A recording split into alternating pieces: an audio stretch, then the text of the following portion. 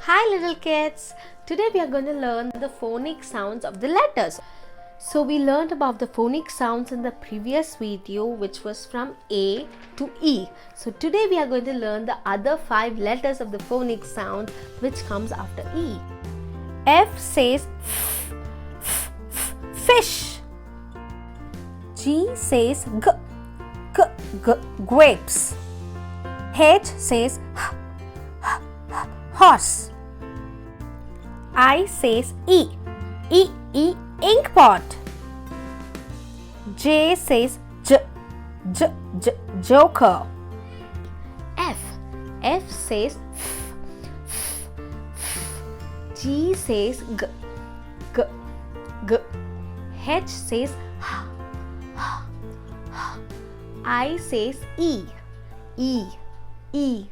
J says J, J, J. So today we learned from F to J. So keep practicing this phonic sound so that it will be easy for you to read and write also. See you in the next video. For more videos like this, subscribe to my channel. I will come up with more phonic sounds in the next video. Till then, bye.